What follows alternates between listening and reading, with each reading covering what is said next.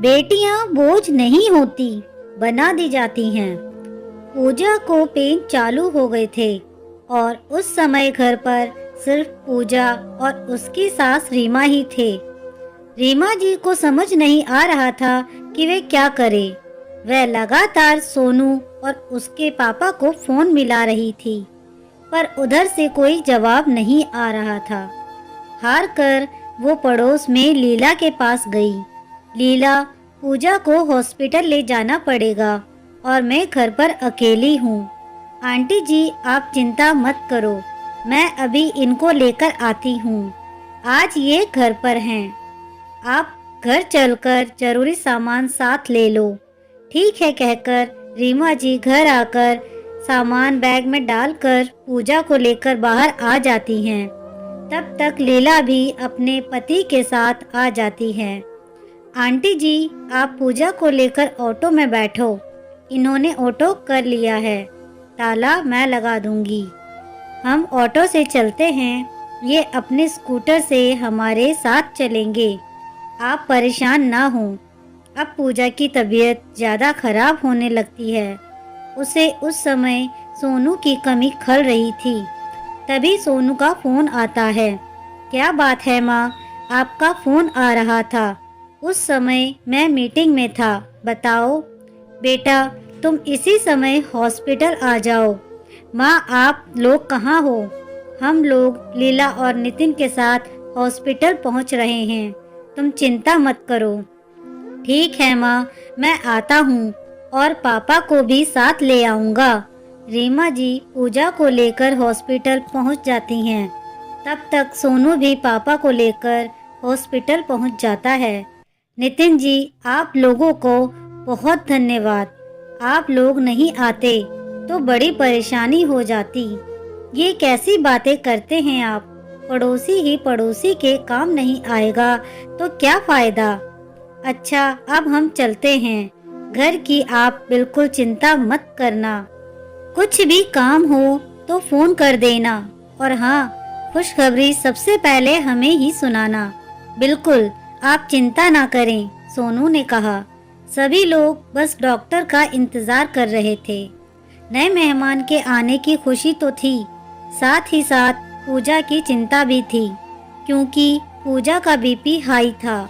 लड़का ही होना चाहिए, सोनू के पापा ने सोनू की मम्मी से कहा।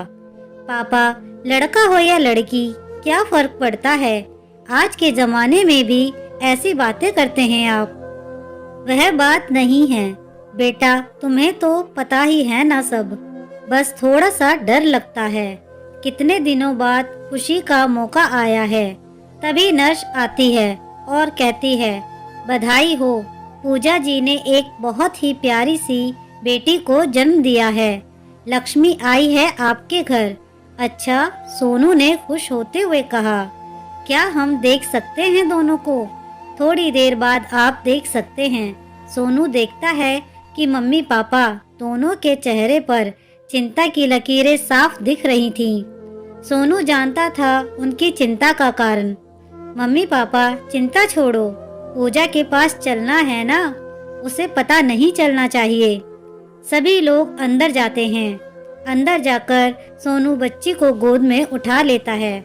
कितनी प्यारी है मेरी गुड़िया, एकदम परी जैसी, है ना पापा? हाँ, बिल्कुल परी जैसी है, कहकर पापा जी ने उसके सिर पर हाथ फेरा और बाहर निकल गए। देख लिया अपनी गुड़िया को? चल थोड़ी देर आराम करने दे बहू को, और तू भी बाहर जा।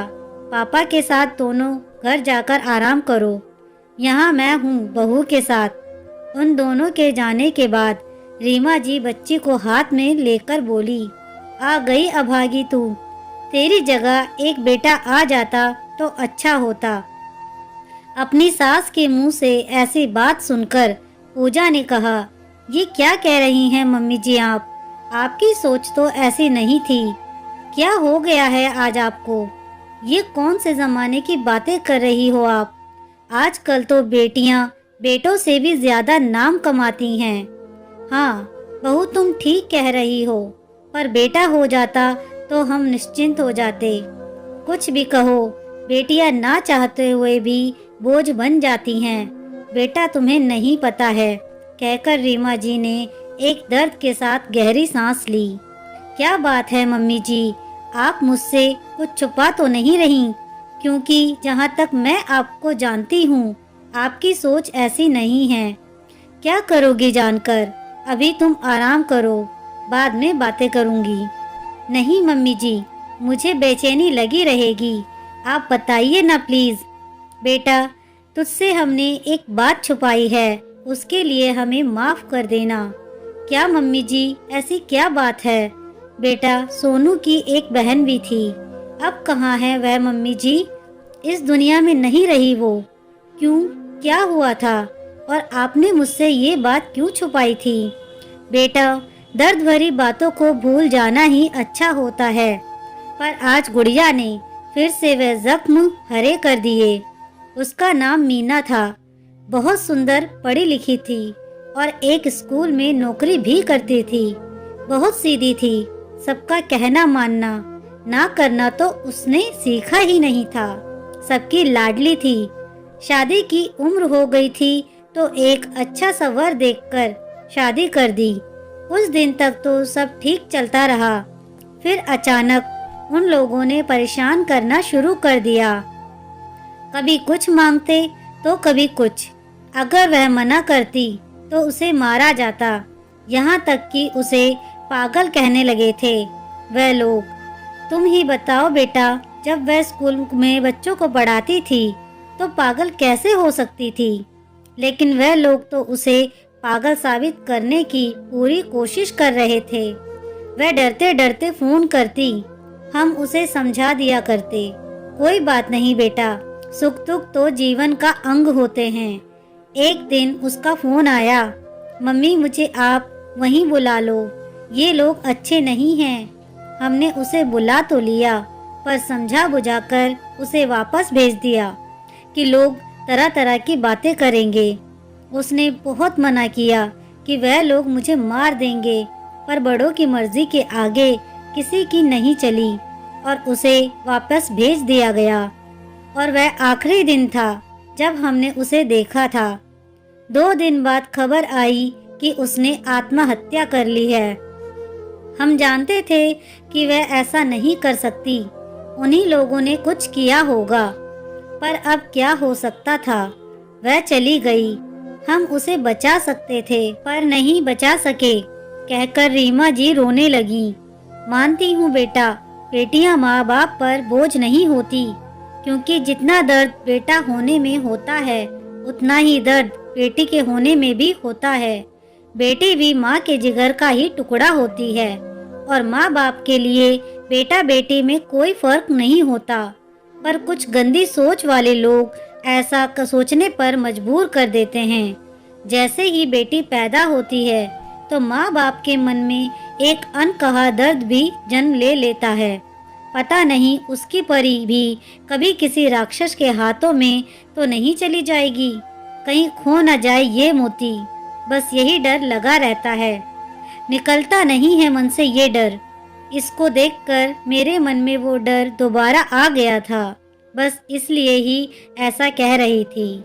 माँ बाप इतने लाड प्यार से बेटियों को पालते हैं, पढ़ाते लिखाते हैं, पर कुछ ऐसे ही लोग बेटियों को माँ बाप के मन का बोझ बना देते हैं, सोचने पर मजबूर कर देते हैं। शायद इसलिए कुछ लोग बेटियों को गर्भ में ही मार देते हैं, क्योंकि वह डरते हैं कि जिस बेटी को इतने लाड प्यार से पालेंगे, एक दिन बेटियों के दुश्मन उसको उसके ससुराल में मार देंगे और वह दूसरों के हाथों से अपनी बेटियों को मरवाने की बजाय खुद ही उसके प्राण ले लेते हैं। ऐसा कुछ मत कहिए माँ जी, चुप हो जाइए, अब ऐसा कुछ नहीं होगा।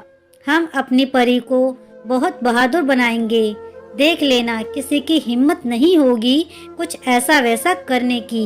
भूल जाइए वह पुरानी बातें, देखिए आपके रोने से मीना की आत्मा भी रो रही होगी। हाँ बेटा, शायद तुम ठीक ही कह रही हो। आजा मेरी गुड़िया, तू मीना ही तो नहीं है जो अपनी माँ का खाली आंचल दोबारा भरने आ गई हो। ये कहकर रीमा जी ने छोटी सी गुड़िया को अपनी छाती से लगा लिया और पूजा उन दोनों को इस तरह देखकर बहुत खुश थी। अब उसने चैन की सांस ली और आंखें बंद करके सोने की कोशिश करने लगी। दोस्तों, आपको ये कहानी कैसी लगी मुझे कमेंट करके ज़रूर बताएं। कहानी अच्छी लगी हो तो प्लीज़ इसे लाइक, शेयर और मेरे चैनल को सब्सक्राइब करना ना भूलें।